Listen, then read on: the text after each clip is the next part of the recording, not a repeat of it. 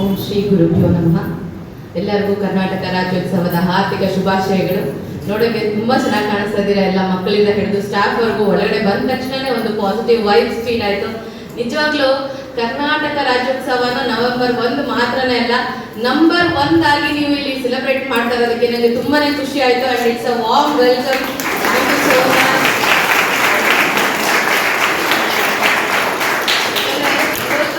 ನನ್ನ ಆಸೆ ಏನಿತ್ತು, ಇವತ್ತಿನ ಒಂದು ಕಾರ್ಯಕ್ರಮ ಚೆನ್ನಾಗಿ ಆಗ್ಬೇಕು ಅಂತ ಪ್ರಾರ್ಥನೆ ಮಾಡಿದ್ದು ಇವತ್ತು ನಿಜವಾಗ್ಲೂ ತುಂಬಾ ಚೆನ್ನಾಗಿ ನಡೆಯುತ್ತೆ ಅನ್ನೋದು 100% ಗ್ಯಾರಂಟಿ ಆಗಿದೆ. ಅದಕ್ಕೆ ಸಹಕರಿಸಿದಂತ ನರಗುಂದ ಕಾಲೇಜಿನ ಸ್ಟಾಫ್ ಆಗಿರ್ಬೋದು, ಪ್ರಿನ್ಸಿಪಲ್ ಆಗಿರ್ಬೋದು, ಕಂಪ್ಲೀಟ್ ನಮ್ಮ ಶ್ರೀನಿವಾಸ್ ಸರ್ ಇಂದ ಹಿಡಿದು ಮಕ್ಕಳು ಎಲ್ಲರೂ ಇಷ್ಟೊಂದು ಮುಂದುವರ್ಜೆಯಿಂದ ನಮ್ಮ ಒಂದು ಸಣ್ಣ ಕಾರ್ಯಕ್ರಮದ ರಿಕ್ವೆಸ್ಟ್ಗೆ ಇಂಥ ಒಂದು ಸ್ಪಂದನೆ ಸಿಕ್ಕಿರೋದು ನನ್ನ ಒಂದು ಸೌಭಾಗ್ಯ ಅಂತ ಹೇಳೋದಕ್ಕೆ ಇಷ್ಟಪಡ್ತೀನಿ. ಹಾಗಾಗಿ ನನ್ನ ಪರವಾಗಿ ನಿಮ್ಮೆಲ್ಲರಿಗೂ ಧನ್ಯವಾದಗಳು. ಕಾರ್ಯಕ್ರಮದ ಹೆಸರೇ ಜೇಂಕಾರ, ಅಲ್ಲಿದೆ ನೀವು ನೋಡ್ಬೋದು. ನಮ್ಮ ಕಾರ್ಯಕ್ರಮದ ಹೆಸರು ಮಾತೃಭೂಮಿ ಸೇವಾ ಫೌಂಡೇಶನ್ ವತಿಯಿಂದ ಮಾಡ್ತಾ ಇರುವಂತ ಈ ಕಾರ್ಯಕ್ರಮದ ಹೆಸರು ಜೇಂಕಾರ. ಜೇಂಕಾರ ಅಂತಂದ್ರೆ sound of positivity, sound of happiness ಅಥವಾ ಸೌಂಡ್ ಆಫ್ ಸೆಲೆಬ್ರೇಷನ್ ಅಂತಾನೆ ಹೇಳ್ಬೋದು. ಸೊ ಮೂರು ಇವತ್ತು ಇಲ್ಲಿ ಸೇರಿದೆ. ಹಾಗಾಗಿ ಜೇಂಕಾರ ಇವತ್ತು ತುಂಬಾ ಜೋರಾಗಿ ಜೇಂಕರಿಸಲಿ ಅಂತ ಆಶಿಸ್ತೀನಿ. ಈ ಕಾರ್ಯಕ್ರಮ ಯಾತಕ್ಕಾಗಿ ಮಾಡ್ತಾ ಇದೀವಿ ಅನ್ನೋ ಒಂದು ಸಣ್ಣ ಇನ್ಫಾರ್ಮೇಶನ್ ನಾನು ಕೊಡೋದಕ್ಕೆ ಇಷ್ಟಪಡ್ತೀನಿ. ಇವಾಗಷ್ಟೇ ಹೇಳಿದ್ರು, ನಮ್ಮ ಮಾತೃಭೂಮಿ ಸೇವಾ ಸಂಸ್ಥೆ ಸ್ಟಾರ್ಟ್ ಆಗಿ 10 ವರ್ಷ ಆಗಿದೆ, ಅಂದ್ರೆ ಒಂದು ದಶಕನೇ ಕಳೆದಿದೆ. ಹಾಗಾಗಿ ಅಲ್ಲಿ ಸಾಕಷ್ಟು ಮಕ್ಕಳಿಗೆ ಅನಾಥಾಶ್ರಮ ನಡೆಸ್ತಾ ಇದ್ದಾರೆ, ವೃದ್ಧರಿಗೆ ಅವರು ಸಹಾಯ ಮಾಡ್ತಾ ಇದ್ದಾರೆ. ಅವ್ರು ಸಹಾಯ ಮಾಡದೇ ಇರುವಂತ ಫೀಲ್ಡೇ ಇಲ್ಲ ಅಂತಾನೆ ಹೇಳ್ಬೋದು. ನಾನೇನು ತುಂಬಾ ವರ್ಷದಿಂದ ಇದನ್ನ ಈ ಸಂಸ್ಥೆಯಲ್ಲಿ ವರ್ಕ್ ನಾನೇನು ಮಾಡ್ತಾ ಇಲ್ಲ. ತುಂಬಾ ದಿವಸದಿಂದ ಇವ್ರನ್ನ ಇನ್ಸ್ಟಾಗ್ರಾಮ್, ಫೇಸ್ಬುಕ್ ಅಲ್ಲಿ ನಿಮ್ ತರನೇ ನಾನು ಫಾಲೋ ಮಾಡ್ತಾ ಇದ್ದೆ. ಇಲ್ಲಿ ಸಾಕಷ್ಟು ಆರ್ಫನೇಜ್ಗಳಲ್ಲಿ ನಾನು ಟೈಅಪ್ ಆಗಿದೆ. ಬಟ್ ಇಂಥ ಒಳ್ಳೆ ಆಕ್ಟಿವಿಟಿ ಎಲ್ಲೂ ಮಾಡ್ತಿಲ್ವಲ್ಲ, ಒಂದು ಜೆನ್ಯೂನ್ ಫೌಂಡೇಶನ್ ಅನ್ನ ನಾನು ತುಂಬಾ ವರ್ಷದಿಂದ ಹುಡುಕ್ತಾ ಇದ್ದೆ. ಅಫ್ಕೋರ್ಸ್ ಸೊಸೈಟಿಯಿಂದ ನಾವು ಸಾಕಷ್ಟು ತಗೊಂಡಿರ್ತೀವಿ. ಸೊಸೈಟಿಗೆ ಕೊಡಬೇಕು ಅಂತಂದಾಗ ನಾವು ಒಬ್ಬರೇ ಕೊಟ್ಟರೆ ಅದು ಸಾರ್ಥಕತೆ ಸಿಗೋದಿಲ್ಲ. ಸೊ ಒಂದು ಒಳ್ಳೆ ಸಂಸ್ಥೆ ಜೊತೆ ಸೇರ್ಬೇಕು ಅನ್ನೋ ಆಸೆ ನನಗೆ ತುಂಬಾ ವರ್ಷದಿಂದ ಇತ್ತು.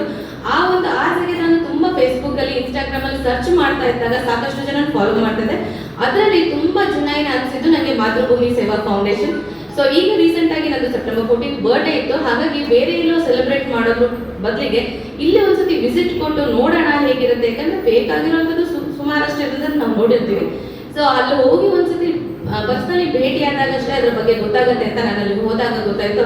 ಬರೀ ನಾವು ಫೇಸ್ಬುಕ್, ಇನ್ಸ್ಟಾಗ್ರಾಮ್ ಅಲ್ಲಿ ನೋಡಿರೋದಷ್ಟು ಮಾತ್ರನೇ ಅಲ್ಲ, ಅವ್ರು ಅದಕ್ಕಿಂತ ಅದಕ್ಕಿಂತ ಕೋಟಿಯಷ್ಟು ಜಾಸ್ತಿ ಆಕ್ಟಿವಿಟೀಸ್ ಮಾಡ್ತಿರ್ತಾರೆ, ಹೇಳ್ಕೊಳ್ಳಲ್ಲ ಅಷ್ಟೇನೆ. ಸೊ ತುಂಬಾ ಒಂದು ಒಳ್ಳೆ ಸಂಸ್ಥೆ ಅಂತ ಗೊತ್ತಾಯ್ತು. ಹಾಗಾಗಿ ಅದ್ರ ಜೊತೆ ಅಸೋಸಿಯೇಟ್ ಆಗಿರೋದಕ್ಕೆ, ಅದು ಸಂಚಾಲಕಿ ಆಗೋದಕ್ಕೆ ನನಗೆ ತುಂಬಾ ಹೆಮ್ಮೆ ಆಗಿದೆ. ಪರ್ಸನಲಿ ನಾನು ಮಹೇಶ್ ಸರ್ನ ಭೇಟಿ ಆದಾಗ ಗೊತ್ತಾಯ್ತು, ಎಂತ ಒಳ್ಳೆ ಪಾಸಿಟಿವ್ ಪರ್ಸನ್. ಈಗ ಯಾವುದೇ ವಿಷಯ ಕೊಡಿ ಅಥವಾ ಏನೇ ಒಂದು ಬೇಜಾರಾಗಿರ್ಲಿ ಅಥವಾ ಯಾವ್ದಾದ್ರು ಒಂದು ನಿಮ್ಗೆ ಪ್ರಾಬ್ಲಮ್ ಅಂತ ಹೋಗಿ ಅದನ್ನ ಇಮಿಡಿಯೇಟ್ ಆಗಿ ಅವ್ರು ಪಾಸಿಟಿವ್ ಆಗಿ ಕನ್ವರ್ಟ್ ಮಾಡಿ ಏನ್ ಬೇಕು ಅದನ್ನ ಸಹಾಯ ಮಾಡ್ತಾರೆ ಅನ್ನೋ ವಿಷಯ ನನಗೆ ಗೊತ್ತಾಯ್ತು. ಹಾಗಾಗಿ ನಾನು ನನ್ನ ಒಂದು ಪ್ಯಾಷನ್ ಅಂತ ಹೇಳ್ತೀವಿ, ಅದನ್ನ ಕನ್ವರ್ಟ್ ಆಗಿ ನಾನು ಜೇಂಕಾರ ಕಾರ್ಯಕ್ರಮ ಮಾಡಿದ್ದು. ಸೊ ಇವ್ರ ಕಡೆಯಿಂದ ಸಾಕಷ್ಟು ರೀತಿಯ ಎಜುಕೇಶನ್ ಪ್ರೋಗ್ರಾಮ್ಸ್ಗಳು ನಡೀತಾ ಇರುತ್ತೆ. ಮತ್ತೆ ಸಿಂಗಲ್ ಪೇರೆಂಟ್ಗಳಿಗೆ ಇವರು ತುಂಬಾ ಪ್ರೋತ್ಸಾಹ ಮಾಡ್ತಾ ಇರ್ತಾರೆ. ಹಾಗಾಗಿ ಇವ್ರ ಕಡೆ ಬೇಕಾದಷ್ಟು ಪ್ರೋಗ್ರಾಮ್ಗಳು ನಡೀತಾ ಇರುತ್ತೆ. ಬಟ್ ದಶಕದ ಸಂಭ್ರಮನ ನಾನು ನನ್ನ ರೀತಿಯಲ್ಲಿ ಆಚರಿಸಬೇಕು ಅಂತ ಸ್ಟಾರ್ಟ್ ಆಗಿದೆ ಜೇಂಕಾರ ಕಾರ್ಯಕ್ರಮ. ಆ ನಿಟ್ಟಿನಲ್ಲಿ ನಾನು ನರಗುಂದ ಕಾಲೇಜಿಗೆ ಬಂದು ಒಂದು ಈ ಥರ ಪ್ರೋಗ್ರಾಮ್ ಮಾಡ್ತೀವಿ ಅಂತ ಹೇಳಿದ ತಕ್ಷಣ ತುಂಬಾ ಫಾಸ್ಟ್ ಆಗಿ ಪಾಸಿಟಿವ್ ರಿಸಲ್ಟ್ ಬಂತು. ಹಾಗಾಗಿ ಒಂದು ಪ್ರಿನ್ಸಿಪಲ್ ಜೊತೆಗೆ ಅನಿತಾ ಮೇಡಮ್ ಅವರು ಫಸ್ಟ್ ನಮಗೆ ಇದನ್ನ ಮಾಡೋಣ ತುಂಬಾ ಚೆನ್ನಾಗಿ ಅಂತ ಅಂದ್ಬಿಟ್ಟು ಅವರು ಪ್ರೋತ್ಸಾಹ ನೀಡಿದ್ರು. ಫಸ್ಟ್ ಡೇನೆ ನನ್ನ ಅಪ್ರೋಚ್ ಮಾಡಿದ ತಕ್ಷಣ ಒಂದು ಪಾಸಿಟಿವ್ ಆಗಿ ತಗೊಂಡು ಹೋಗಿದ್ದು ಅನಿತಾ ಮೇಡಮ್. ಸೊ ನನ್ನ ಕಡೆಯಿಂದ ಅವ್ರಿಗೊಂದು ಬಿಗ್ ರೌಂಡ್ ಆಫ್ ಅಪ್ಲಾಸ್.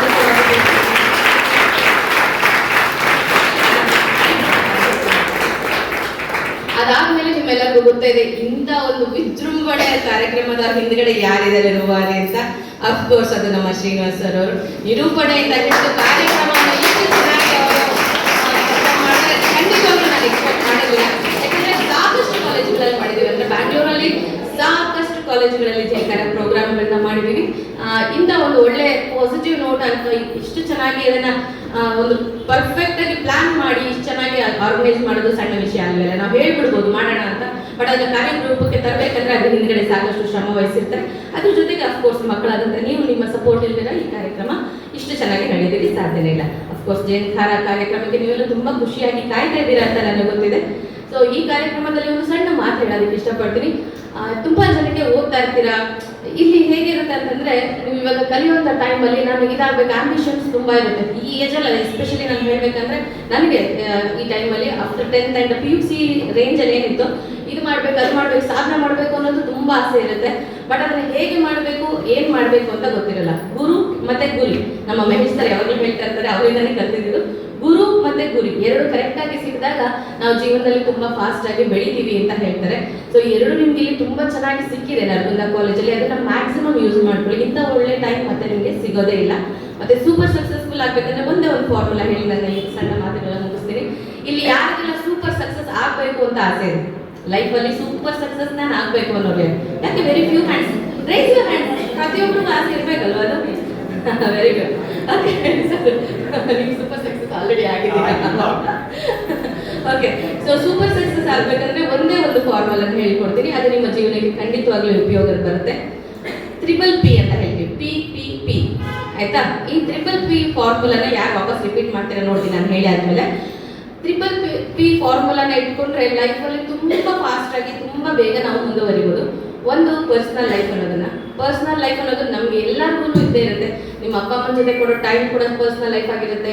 ನಿಮ್ಮ ಫ್ರೆಂಡ್ಸ್ಗಳ ಜೊತೆ ಟೈಮ್ ಸ್ಪೆಂಡ್ ಮಾಡ್ತಿರಲ್ಲ, ಅದು ಪರ್ಸನಲ್ ಲೈಫ್ ಆಗಿರುತ್ತೆ.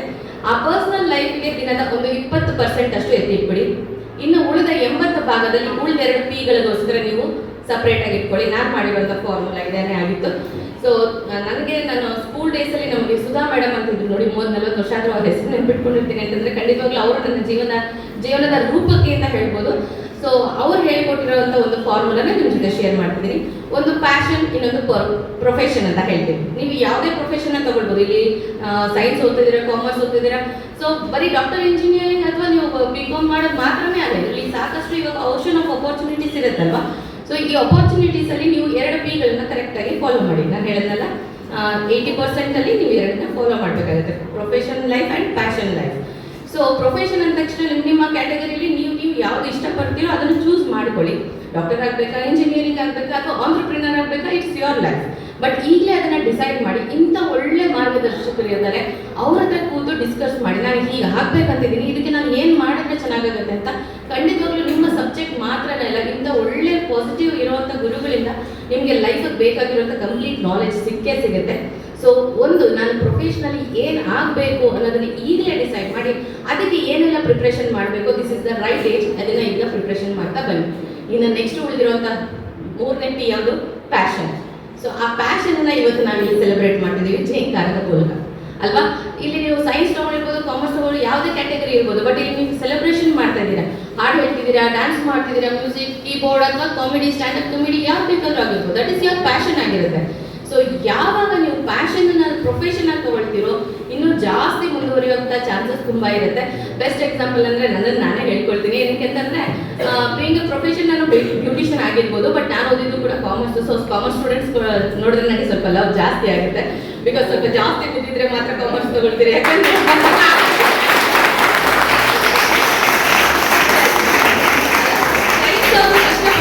ಇಲ್ಲ ಅಂತ ನಾನು ಹೇಳಲ್ಲ, ಕಷ್ಟಪಟ್ಟು ಓದಿರೋದಕ್ಕೆ ನೀವು ಸೈನ್ಸಿಗೆ ಬಂದಿರೋದು.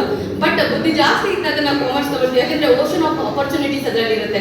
ನೀವು ಎಷ್ಟೊಂದು ಇಲ್ಲ ಬಿಸ್ನೆಸ್ಗೆ ಹೋಗ್ಬೋದು, ಆಂಟ್ರಪ್ರಿನರ್ ಆಗ್ಬೋದು. ಸೊ ಅಪರ್ಚುನಿಟೀಸ್ ನಿಮಗೆ ತುಂಬಾ ಜಾಸ್ತಿ ಇರುತ್ತೆ. ಮ್ಯಾನೇಜ್ಮೆಂಟ್ಗೆ ಹೋಗ್ತೀರಾ, ಲಾ ತಗೊಳ್ತೀರಾ, ಅಥವಾ ಏನ್ ಮಾಡ್ತೀರಾ ಅನ್ನೋದಕ್ಕೆ ದೊಡ್ಡ ಪ್ಲಾಟ್ಫಾರ್ಮ್ ನಿಮಗೆ ಸಿಗುತ್ತೆ.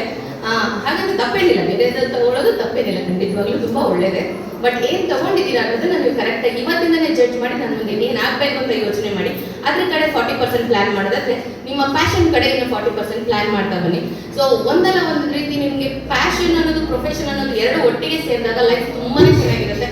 ಬಿಕಾಸ್ ನಾನು ಓದಿದ್ದು BBMA, ಸ್ಟೇಟ್ ಲೆವೆಲಲ್ಲಿ 13th ರ್ಯಾಂಕ್ ಬಂದಿದೆ. ಸೊ ತುಂಬಾ ಈಸಿಯಾಗಿ ಗೌರ್ಮೆಂಟ್ ಜಾಬ್ಸ್ ಕೂಡ ಸಿಕ್ತು. Imagine just only one day ನಾನು ಗೌರ್ಮೆಂಟ್ ಜಾಬ್ನ, ಸೆಂಟ್ರಲ್ ಗೌರ್ಮೆಂಟ್ ಜಾಬ್ನ ಹೋಗಿ ಅಟೆಂಡ್ ಮಾಡಿ ಬಂದೆ. ಆವಾಗ ನನಗನ್ನಿಸ್ತು ಇಲ್ಲಿ ನಂದು ಯಾವ ಪ್ಯಾಷನ್ ಇಲ್ಲಿ ಕೆಲಸ ಮಾಡೋಂಥದ್ದಲ್ಲ, 4 ಗೋಡೆ ಮಧ್ಯದಲ್ಲಿ ಅಷ್ಟೇ ನನ್ನ ಟ್ಯಾಲೆಂಟ್ ಕವರ್ ಅಪ್ ಆಗ್ಬಿಡುತ್ತೆ ಅಂತ ನಿಮ್ಮ ಏಜಲ್ಲೇ ನಾನು ಮಾಡಿರೋಂಥ ಡಿಸಿಷನ್ ಇದು. ಸೊ ಗೌರ್ಮೆಂಟ್ ಜಾಬ್ನ ಒಂದೇ ದಿನದಲ್ಲಿ ಕ್ವಿಟ್ ಮಾಡಿ ಬಂದೆ. ನಾನು ಆಂಟ್ರಪ್ರಿನರ್ ಆಗಬೇಕು ಅಂತ ಅವತ್ತೇ ಡಿಸೈಡ್ ಮಾಡಿದೆ. ಸೊ ನಾನು ಆಂಟ್ರಪ್ರಿನರ್ ಆಗಿ 20 ವರ್ಷದ ಸಾಧನೆ ಮಾಡಿ ಇವತ್ತು ಒಂದು ಮಾನ್ಯುಮೆಂಟ್, ಅಂದರೆ ನನ್ನ ಮನೆ ಪಕ್ಕದಲ್ಲೇ ಇದೆ ಒಂದು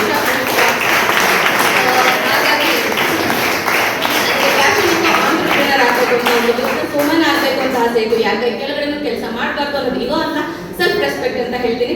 ಸೊ ಅದನ್ನೆಲ್ಲರನ್ನು ಸೇರಿಸಿ ಸಮಪ್ ಮಾಡಿದಾಗ ಒಂದು ಒಳ್ಳೆ, ಇವಾಗೇನು 30 ಅವಾರ್ಡ್ಸ್ ಬಂತು ಅಂತ ನಾನು ಹೇಳಿದ್ರು, ಆ ಅವಾರ್ಡ್ಸ್ಗಿಂತ ನನಗೆ ರಿವಾರ್ಡ್ಸೇ ಜಾಸ್ತಿ. ಅಂದರೆ ನೀವೇನು ಕ್ಲಾಪ್ ಹೊಡಿತಿದ್ದೀರಾ ಅಥವಾ ನಿಮ್ಮಿಂದ ಈಗ ನನ್ನ ನೋಡಿ ಒಂಚೂರು ನಾನು ಈ ಥರನೇ ಒಂದು ಆಂಟರ್ಪ್ರಿನರ್ ಆಗಬೇಕು ಅಂತ ನೀವೇನಾದ್ರು ಅಂದ್ಕೊಂಡ್ರೆ ಆ ಎಲ್ಲ ಅವಾರ್ಡ್ಗಳು ಸೈಡಲ್ಲಿ ಇಟ್ಬಿಟ್ಟು ನನಗೆ ಆ ಸಾಧನೆ ತುಂಬ ಇಂಪಾರ್ಟೆಂಟ್ ಆಗಿರುತ್ತೆ.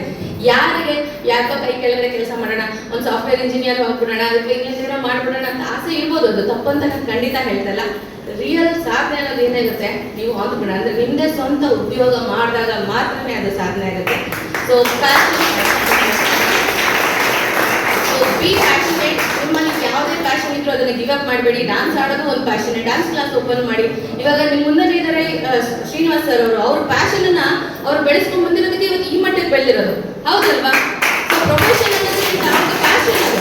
ಸೊ ಆ ಪ್ಯಾಷನ್ ಇಲ್ಲಿವರೆಗೂ ಇಂಥ ಒಂದು ಕಾರ್ಯಕ್ರಮ ನಮ್ಮಂತರನ್ನ ಸೆಳೆದು ಇಷ್ಟು ಚೆನ್ನಾಗಿ ನಡೆಸ್ಕೊಡುವಂಥ ಒಂದು ಕಾರ್ಯಕ್ರಮ ನಮ್ಮ ಮುಂದೆನೇ ಇದ್ದಾರೆ. ಪ್ಯಾಷನ್ ಅನ್ನು ಪ್ರೊಫೆಷನ್ ಆಗಿ ಕನ್ವರ್ಟ್ ಮಾಡಿ ಸಾಧನೆ ಮಾಡಿರುವಂಥವ್ರು.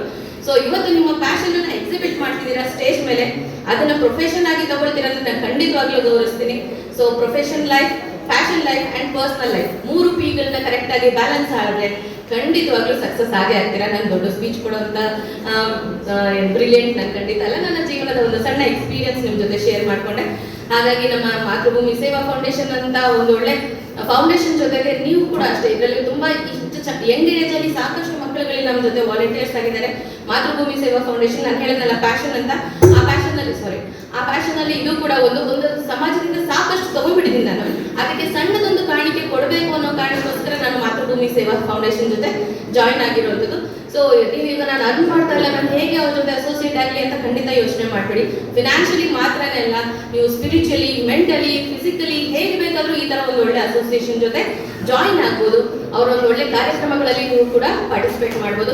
ಏನು ಮಾಡೋಕ್ಕಾಗಲಿಲ್ವಾ, ಅಲ್ಲಿ ಹಿಂದ್ಗಡೆ ಸ್ಕ್ಯಾನರ್ ಇದೆ, ಜಸ್ಟ್ ಎಲ್ಲರ ಸ್ಮಾರ್ಟ್ ಫೋನ್ ಇದೆ, ಅಲ್ಲಿ ಹೋಗಿ ಸ್ಕ್ಯಾನರ್ ಹತ್ರ ಸ್ಕ್ಯಾನ್ ಮಾಡಿ ಅವ್ರ ಆಕ್ಟಿವಿಟೀಸ್ ಏನೇನೆಲ್ಲ ಮಾಡ್ತಾರೆ ಅಂತ ನಿಮಗೆ ಗೊತ್ತಾಗುತ್ತೆ. ಈಗೇನು ನಾನು ಇನ್ಸ್ಪಿರೇಷನ್ ಬಗ್ಗೆ ಹೇಳಿದೆ, ಅದಕ್ಕಿಂತ 10,000ರಷ್ಟು ಇನ್ಸ್ಪಿರೇಷನ್ ನೀವು ಅವ್ರ ಫೌಂಡೇಶನ್ ಜೊತೆ ಜಸ್ಟ್ ಫೇಸ್ಬುಕ್ ನೀವು ಹೇಗೂ ಸ್ಕ್ರಾಲ್ ಮಾಡ್ತಿರ್ತೀರಾ, ಆ ಸ್ಕ್ರಾಲ್ ಮಾಡ್ತಾ ಇರುವಾಗ ಇಂಥ ಒಂದು ಒಳ್ಳೆ ವಿಡಿಯೋಸ್ಗಳನ್ನ ನೋಡಿದಾಗ ಇನ್ಸ್ಪಿರೇಷನ್ ತುಂಬಾ ಜಾಸ್ತಿ ಸಿಗುತ್ತೆ.